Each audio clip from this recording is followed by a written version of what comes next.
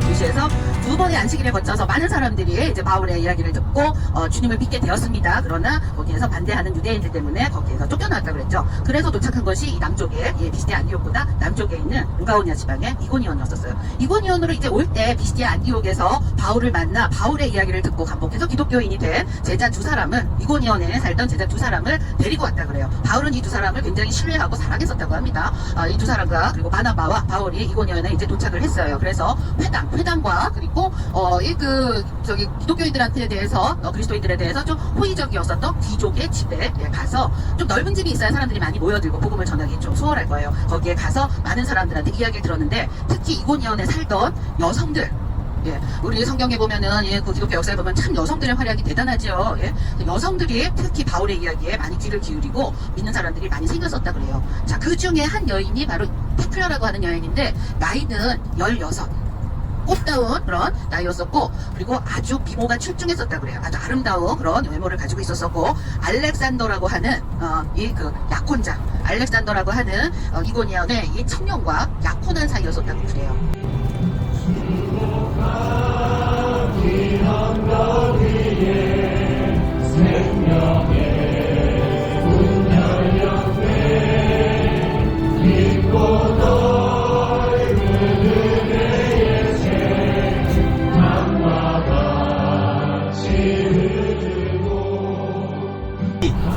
정확한 이유는 모르지만 중도 하차를 합니다. 이제 나 계속 성교 같이 못 가겠다. 그래서 마가는 떨어지고요. 그럼에도 불구하고 그런 변수가 있었지만 바울과 바나바는 계속해서 선교지를 향해 가게 되는데, 그래서 가게 된 곳이 버가에서 한 200km 떨어져 있는 비시디아 안디옥이에요. 여기가 해발이 한 1000m가 좀 넘는다고 하고, 어제 우리 갑바디오기는 1200m가 넘는다고 그랬잖아요. 한 1000m가 넘는 지역이고요. 이곳에 바울이 도착해서 제가 사도행전을 읽어보면 거기에 사도 바울은 언제나 회당에 가장 먼저 가서 복음을 전했잖아요. 유대인들을 사랑하는 마음이 있었기에 이곳에 가서 복음을 전했어요. 출애굽 시대 때부터 예수님 오실 때까지. 자, 그 내용을 바울이 복음을 전했는데, 처음에는 사람들이 대단히 호의적으로 말씀을 받아요.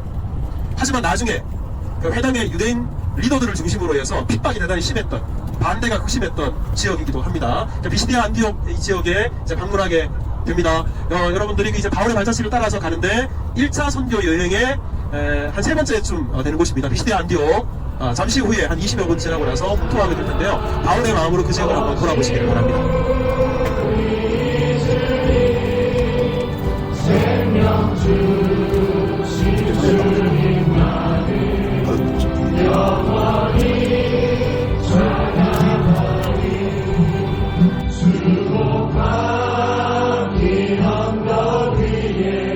근데 이거는 유럽에는 사실은 있기는 있어도 일반적인 커피 그거는 아니에요. 그래서 그 이후로 유럽에 이제 여기저기 카페가 생겨나기 시작했고, 터키인들이 이제 먹었던 터키에서 즐겼던 그 커피는요, 어떻게 이제 커피를 추출을 하냐 하면은 커피 원두를 갈아가지고, 근데 곱게 갈아요. 밀가루처럼 곱게 갈고, 거기에다가 요만한 주전자 있죠? 주전자라기보다 이렇게 커피 끓이는 작은 그릇, 이거 한꺼번에 끓이면 맛이 없대요. 최대 2장 끓일 분량만 끓여요. 거기에다가 물과 커피 원두, 곱게 간 커피 원두와 설탕을 넣고 뭉근한 물에다가 끓여요. 그렇게 해서 거품이 확 올라오는 불을 쫙 줄여서 뜸을 좀 들여요. 거품이 가라앉을 때까지. 그런 다음에 요만한 에스프레소잔 같은 터키식 커피 잔에다가 이렇게 따라서 제공을 하면은, 우리는 습관적으로 이렇게 휘휘 져가지고 되게 맛있죠? 그렇게 하면 안 되는 거예요. 왜냐면은 커피 원두 앙금이 다 같이 있으니까. 그러니까 받으면은 한 2분 정도 기다렸다가 그랬다가 위에 떠오른 물만 마시는 거예요. 그러면은 아주 진하고 단맛도 나고 진한 커피를 마시게 되는 거죠. 그래서 이 터키 커피를 파는 집에서는 항상 물과 함께, 생수와 함께 커피를 제공을 해요. 이탈리아에 가면은 에스프레소를 시키면 물 같이 함께 주잖아요. 마찬가지예요. 그래서 우리 한국에서는 미국에 가서 아메리카노 시키면 또 아메리카노 뭔지 모르는 사람들이 많대요. 아메리카노라고 하는 이름이 나온 거는 이탈리아 사람들이, 미국 사람들이, 미국에 사실 좋은 원두 커피가 잘 안 들어갔었다고 그래요. 지금도 그렇대요. 유럽보다 원두가 별로 안 좋대요, 미국이. 그래서 그 미국 사람들이 원두 비싸니까 거기다가 물 타가지고 연하게, 그러니까 맛도 모르는 사람들이 물 타서 연하게 먹던 게 이제 이렇게 전파가 돼서 아메리카노가 됐는데, 미국 사람들이 붙인 이름이 아니라 이탈리아 사람들이 저 좋은 원두 가지고 추출한 에스프레소에다가 물 타먹는 무식한 것들 해가지고 비꼬듯이 나온 이 명칭이 아메리카노래요. 우리는 아메리카노. 근데 이게 전 사람들이 다, 유럽 사람들도 이제는 아메리카노 그러면 다 알아듣더라고요. 그래서 물승건이 타서 주기도 해요. 근데 원래 커피 문화는 진하게 먹는 거다. 물을 타서 먹는 게 아니라 커피 한 모금 마시고, 한 모금이 아니라 좀 쭉 마셔요. 그런 다음에 이제 속이 타니까 생수 이렇게 들이키고 하는 게 이제 원래 커피 문화다. 세계 최초로 커피를 음료로 마신 사람들은 누구? 아랍. 터키도 아랍으로부터 그 커피 문화를 받아들인 거예요. 그래서 처음에 이 커피 월드가 발견된 거는, 이게 뭐 여러 가지 설이 있어요. 에티오피아가 원조라고 하는 설이 있고, 예멘이 원조라고 하는 설이 있습니다. 예멘에 한 소년이 있었었는데 그 소년이 염소를 치던 소년이었었대요. 그 염소는 일부 다처래요. 순염소가 암염소를 여러 건 내린대요. 그래서 순염소는 항상 스태미너가 딸렸대요. 항상 허덕거리는 거예요. 그런데 이 소년이 그러기 보니까 순염소가 암염소들하고 막 뛰어놀다가 다 지치대로 지쳐가지고는 질질 발을 끌고 어딘가를 들어갔다가 다시 미친 듯이 이 기력이 회복돼가지고 또 나온다는 거예요. 그래서 그 순염소를 따라가 봤더니 순염소가 어디 숲에 있는 이 빨간 열매를 먹고서는 기력을 차리고 나왔다는 거예요. 그래서 그 열매를 가지고 마을을 가가지고 어른들한테 얘기를 했더니 어른들이 그거를 한번 맛을 보더니 정신이 푹 뜨는 거죠. 뭐 평생 뭐 그 조상들서부터 한 번도 카페인이라는 걸 섭취해보지 않았던 사람들이 갑자기 카페인을 원 열매를 먹었으니 얼마나 대단한 효과가 나겠습니까? 그래서 처음에는 진통제로 사용을 했었어요. 약으로. 그래서 이 열매가 이제 보니까 이제 굳어가지고 굳은 거를 갖다 이렇게 빠가지고 먹어도 성분은 효과는 같더라 해가지고 그때부터 약으로 사용하던 것이, 예멘을 정복했던 이슬람 왕족 아랍인들이 그거를 가지고 가서 아랍의 수도승들이 잠 깨려고 먹었었다고 그래요. 잠 깨려고 그거를 물에다가 넣어서 끓여가지고 먹었었다고 합니다. 그것이 이제 아랍을 역시 정령을 했었던 오스만 투르크에 의해서 이게 받아들여져서, 오스만 투르크는 기호 음료로서 거기다 설탕까지 첨부를 해서 이렇게 커피 문화라는 게 발달을 했고, 이게 유럽으로 넘어가면서 이 그 먹기 껄끄러운 원두를 걸러내는 필터가 유럽에서 생겨나면서 지금의 이제 세계적인 커피 문화가 생겨난 거예요. 또 오늘 아침에 커피 드셨을 때 여러분들이 커피 좀 헷갈리셨을 거예요. 그래서 표현하는 말이 여러 가지인데 1번은 뭐라고 써 있었더라? 어쨌든 우리가 원하는, 여러분들이 원하는 그냥 일반 블랙커피는 롱 커피라고 표시가 되어 있었어요. 그리고 그 옆에 3번에는 롱 화이트 커피. 숏은 뭐냐 하면은 원샷이라고 했거든요. 샷, 원샷. 아니 이거 뭐 어때요? 소주 샷 말고, 예, 샷 추가 뭐 얘기할 때 그 샷, 예, 샷 추가해드릴까요? 그런데 그러면은 더블로 주잖아요. 돈 더 받고. 그 샷이에요. 그래서 샷 하면은 예, 에스프레소를 얘기를 하는 거고, 롱 하면은 에스프레소에다가 물을 탄 일반적인 우리가 아메리카노보다는 좀 진하지만 그런 롱 커피를 얘기를 하는 거고, 롱 화이트 하면은 크림이 들어간 걸 얘기를 해요. 롱 화이트 하면은 아메리카노에 크림 탄 거, 이렇게 구분을 하시면 됩니다. 혹시 다른 호텔에 가셔도 아메리카노라고 안 써져 있더라도 여러분 헷갈리지 마시고 무조건 커피라고 써 있거나 아니면은 그냥 숏 커피 뭐 이렇게 써 있는 거 선택을 하시면 됩니다. 모르시면 어떻게 하세요? 저한테 전화 정대표한테 물어보시면 돼요. 커피, 터키식 커피, 투르카웨시. 이 커피를 이제 먹고 나면은 여기 앙금이 남잖아요. 원두 같이 끓이니까. 그래서 터키 사람들은 그 컵에 남아있는 앙금을요, 이렇게 커피컵을 이렇게 뒤집어놔요. 뒤집어서 한참 얘기하고 난 다음에 몇 분 지나서 이렇게 보면은 그 앙금이 이렇게 흘러내리면서 거기 자국이 남잖아요. 그걸 보고 점을 쳐요. 그 사람의 미래, 가까운 미래. 먼 장래 점은 못 친대요. 지금 현 상황과 가까운 미래까지. 그래서 이제 카페에 이렇게 앉아서 커피를 주문해 놓으면은 왜 남자가 다가오죠. 다가와서 커피 점을 아느냐, 터키 커피 점을 아느냐, 들어는 봤다, 해본 적은 없다. 자기가 할 줄 안다. 그래가지고 이렇게 딱 뒤집어 엎어라. 그 다음에 저한테 읽어보는 거예요. 당신은 지금 마음이 외롭군요. 곧 운명의 상대를 만납니다. 아니 만났네요. 바로 나예요. 이렇게 수작질을 거는데 이용을 하기도 합니다. 터키 커피점. 적게가 맞는 사람도 있고 안 맞는 사람도 있고 하는데, 그거는 뭐 크게 믿을 바는 아니고 어쨌든 그러므로 커피 점도 친다. 터키 커피 문화 중에 하나예요.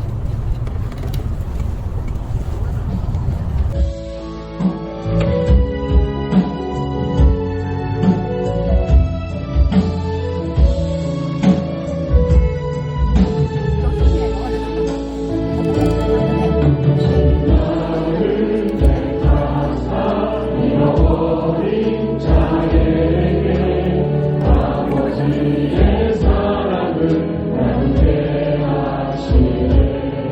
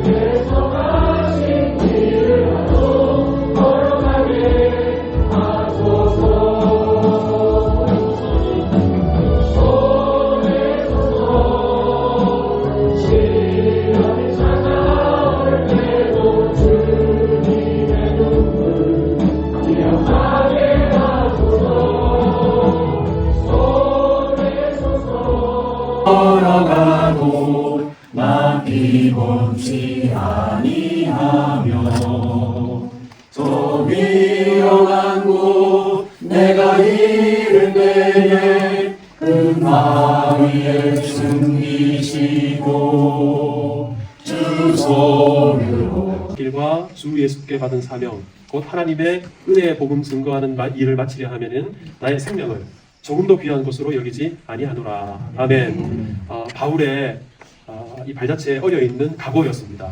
바울이 뭐 자기 목숨보다도 예수 그리스도를 증거하고 복음을 전하는 일 그것을 더 우선시했다는 것을 알게 되는데, 우리 아까 이곳으로 오면서 권사님 집사님들이 그런 말씀하시더라고요. 이 길을 어떻게 그 옛날에 맨발로 걸어다니고 그렇게 했었을까. 우리가 이제 고단한 만큼 그 수십 배나 힘들었을 텐데, 우리는 이 성지순례를 탐방하면서 이런 복음 전파에 대한 사명, 예수님을 전해야 되는 사명을 얼마나 지금까지 가지고 살아왔나를 점검하는 계기가 되면 좋겠고요.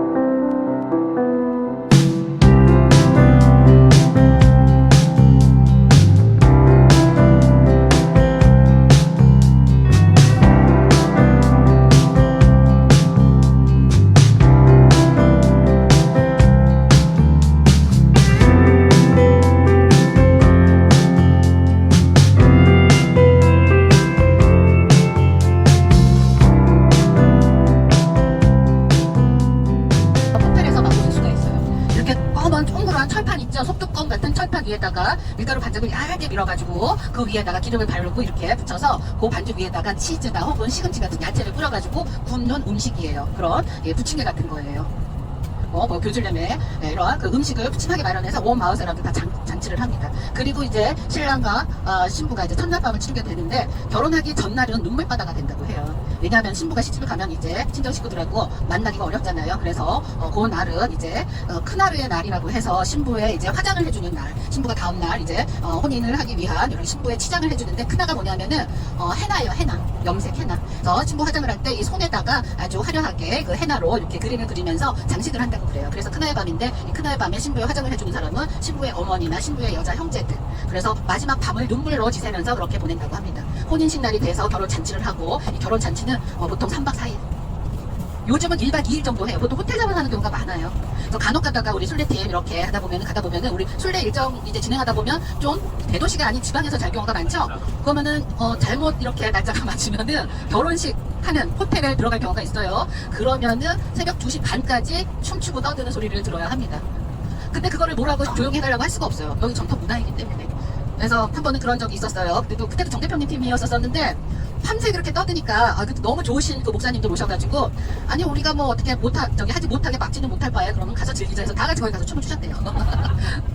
그래서 한 새벽 2시까지 이렇게 좀 시달리시다가 겨우 이제 주무셨다고 하는데, 우리는 그런 일이 없기를 바라기는 합니다. 자, 그렇게 이제 혼인 잔치를 하는데 이제 첫날 밤이 중요해요. 예, 그 이슬람 전통사회에서 신부의 순결이 굉장히 중요합니다. 그래서 결혼식을 할 때 또 결혼식 복장에 신부의 허리띠는 신부의 순결을 상징하는 붉은색을 사용을 해요. 붉은 허리띠를 이제 사용을 해서 지장을 하고요. 첫날 밤을 이렇게 맞이를 할 때 신랑과 신부가 침상에 드는 첫날 밤 그 침상 위에 이렇게 뭐 이렇게 침상이 이렇게 있고 그 위에 이제 그 덮개를 그 커버를 이제 깔게 되겠죠. 커버를 깔고 그 위에 이렇게 조그만 이 흰색 주갑볼을 신고 어머니가 마련해서 거기다 깔아둬요. 그리고 첫날 밤 치르고 나면은 신부가 순결했다라고 하는 흔적이 나오겠죠. 자, 그거를 이 신랑의 아버지한테 전해줘요. 우리 딸이 순결한 신부입니다. 그러면은 신랑 아버지가 그걸 사람들한테 보여주면서 야, 우리 며느리는 순결합니다. 이러고 이제 또 그날 밤 또 밤새 술 춤추고. 술은 안 먹어요. 이슬람에서는 또 술을 처음부터 금기한 건 아니었는데 어느 날 그 선지자 무하마드의 제자가 선생님 이 술이라는 거를 먹으면은 나도 모르게 정신이 없어지고 실수를 하게 됩니다. 술을 먹어야 될까요? 말아야 될까요? 했더니 무하마드가 알라께서는 술을 먹지 말라고 하시지는 않았다. 그러나 네가 술을 먹고 인간 이하의 행동을 하게 된다면은 술을 아예 먹지 말아라. 그러면서부터 이제 술을 멀리하게 됐다고 그래요.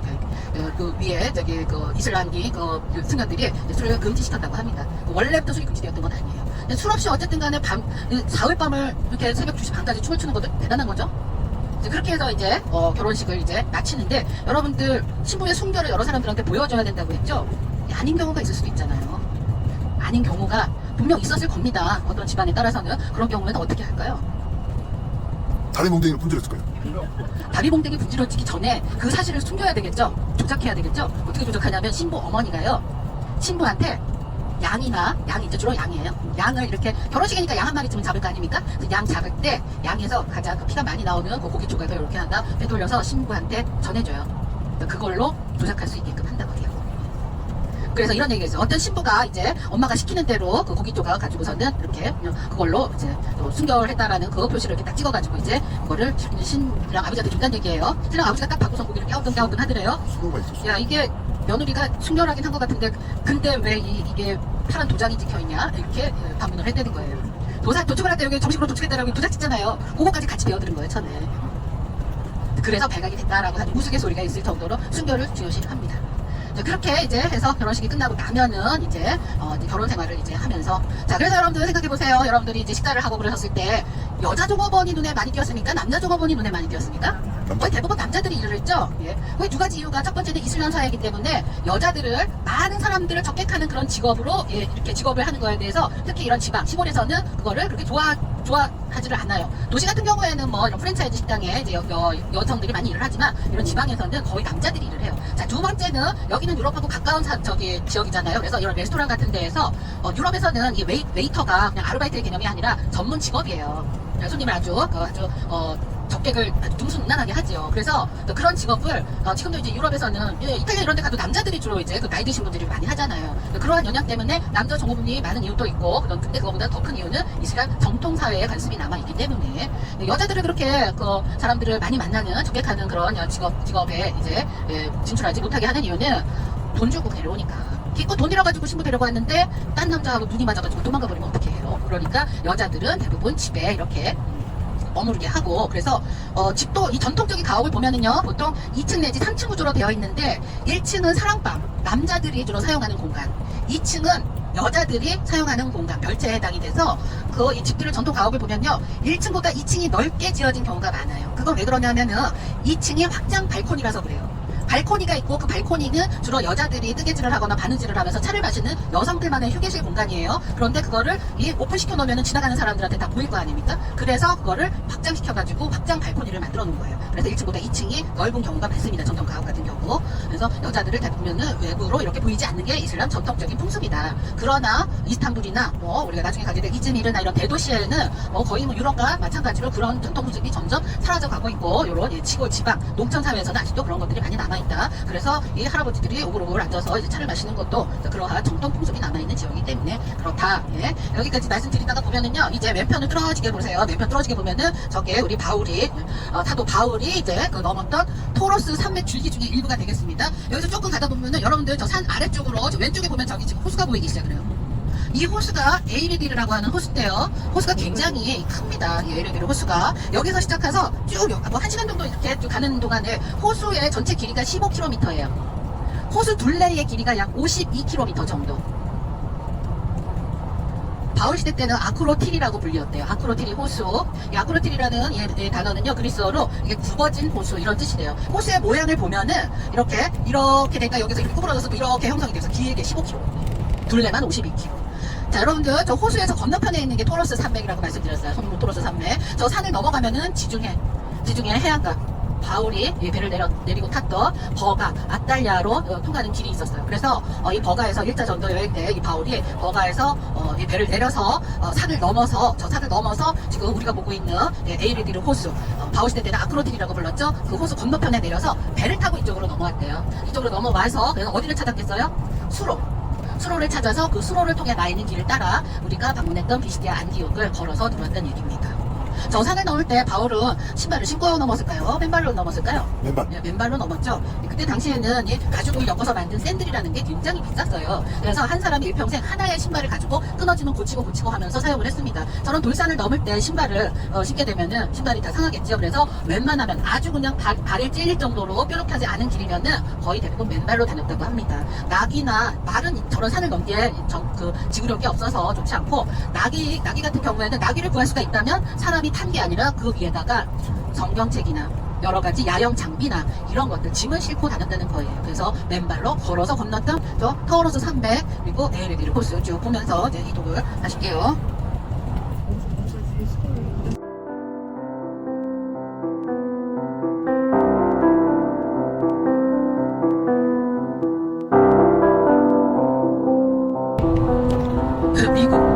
미국이 1위. 미국 땅이 넓고. 근데 이제 미국의 꿀들은 대부분 이제 양봉꿀 중에서도 사양꿀, 인공적으로 이렇게 그 벌이 꽃에서만 꿀을 딴다고 생각하시면 안 돼요. 이 벌은 당분이 있는 모든 곳을 찾아다니면서 당분을 빨아들여요. 그래서 쓰레기장, 동물들의 시체, 사체 이런 곳에서도 다 꿀을 빨아들여요. 미국 같은 경우엔 청정 지역보다 이렇게 좀 넓은 지역에 공장들이 많고 또 식품 공장들 있죠. 멀티 그런 데서 꿀을 또 많이 이렇게 해놨대요. 그래서 미국 꿀이 좀 관리를 해서 제일 좋은 꿀도 물론 있지만은 대부분 이제 코스코나 이런 데서 들어오는 꿀들이 그렇게 품질이 썩 좋지는 않다고 그래요. 생산은 제일 많이 한답니다. 이런 일이 있었었대요. 어느 날 이 꿀이 양봉을 하는 사람들이 그 벌집을 이렇게 꺼냈는데 벌집이 빨갛고 노랗더래요. 빨간색, 노란색.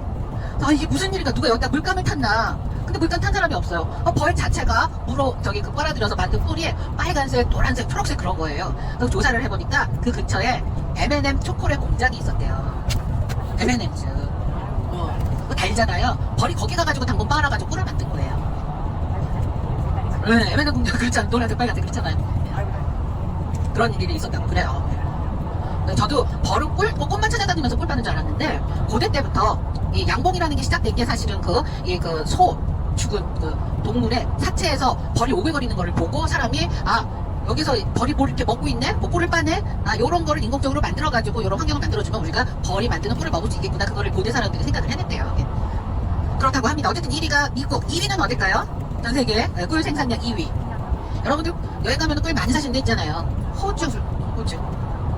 캐나다는 좀 기후가 좀 추운 곳이 많아가지고 생산량이 많지는 않대요. 3위가 터키예요. 터키. 이게 중부 아나톨리아, 중동부 아나톨리아 쪽에 특히 그 타우로스 산맥 쪽에 여기 자라나는 소나무, 거기에서 소나무 혹은 자파 이런 데서 꿀을 많이 이제 생산을 한다고 합니다. 세계 3위 꿀 생산 국가가 터키. 자, 그래서 이제 여러분들 우리가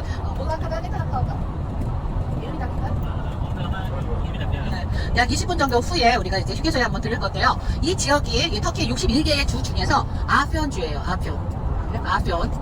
한자로 하면 아편. 진통제의 몰핀의 원료가 되는 아편. 아편은 어느 곳에서 왔죠? 양귀비고. 양귀비의 원산지예요. 이 지역이. 양귀비. 그래서 이 아편 지역에 이제 농가 중에서는 양귀비를 재배하는 농가가 있습니다. 그래서 1980년대까지 굉장히 많은 양의 이 아편이 여기 터키에서 생산이 되었대요. 인도 다음으로 세계에서 두 번째 아편 생산 국가가 터키였었대요. 근데 지금은 아편에 지금은 이제 진통제를 이제 만들어내고 천연 아편은 이게 많이 사용은 하지는 않아요. 문제점들이 많기 때문에. 그래서 아편 생산량이 많이 줄기는 했지만은 아직도 여기에서는 양귀비 재배하는 농가들이 있습니다. 아편을 어떻게 이제 채취하는지 아세요? 어떻게 이제 모으느냐? 양귀비 꽃이 있어요. 여러분들 헷갈리면 안 되는 게 꽃양귀비가 있고 양귀비가 있어요. 이게 학명이 달라요. 이 식물의 학명이 달라요. 양귀비는 이제 영어로 하면 오피움이라고 해요. 오피움. 예. 꽃양귀비는 또 다른 종류의 꽃이고요. 중국 사람들은 아주 다르게 불러요. 우리가 알고 있는 아편을 얻는 그 꽃은 양귀비. 양귀비 꽃이 좀 커요. 그죠? 그리고 우리가 알고 있는 이제 화초로 키우는 빨간색 이쁜 꽃 있죠? 그거는 중국어로 우미인초라고 해요. 우미인. 중국 3대 미인 중에 항우장사의 애인이었던 우시성을 가진 미인이 있었죠. 우미인. 우미인을 닮았다 해가지고 이제 그 우미인이 뭐 저기 그 죽고 나서 그 자리에 또 저기 뭐 꽃이 폈대나 하여튼 이쁜 꽃. 그거는 우리는 꽃양귀비라고 부르고 여기에서 재배하는 양귀비는요. 그거 이그 좀 꽃이 좀 두껍고 색상은 보라색도 있고 흰색도 있고 빨간색도 있고 그래요.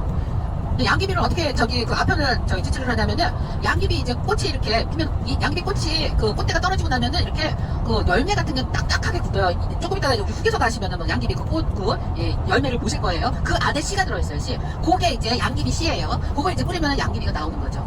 근데 그거 혹시 사가지고 가시면 큰일 납니다. 이거 바로 걸려요. 바로 여러분들 경찰서로 지켜가시는 거예요. 그거 사가지고 절대 안 되고.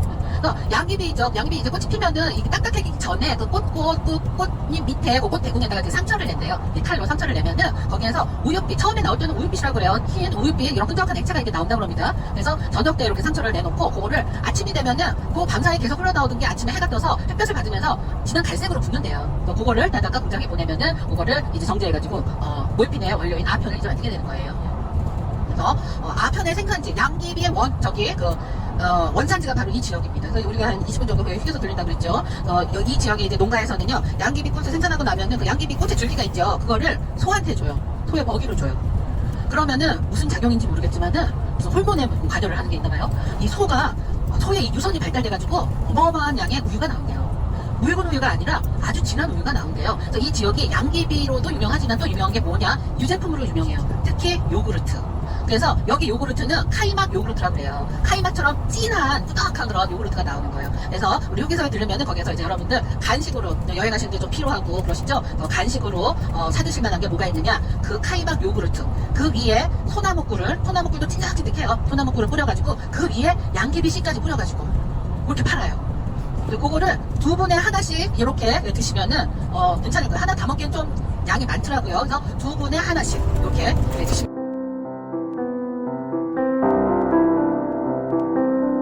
드실 수 있대요. 네, 오늘은 양귀비 씨 꿀 요구르트, 카이막 요구르트 목사님께서 사주실 거예요. 그쵸? 네. 2분에 한 잔씩 요구르트 드시는 거는 상관이 없어요. 왜냐하면 사실 여기서 파는 양귀비 씨는 못 가가지고 발화되지 않는 거예요. 발화되지 않기 때문에 드시면은 뭐 마약 뭐 이런 거랑 상관이 없습니다. 중독성분 없는 거고요. 다만 그 씨니까 아무래도 모든 씨에는 영양분이 풍부하죠. 필수 아미노산이 굉장히 풍부.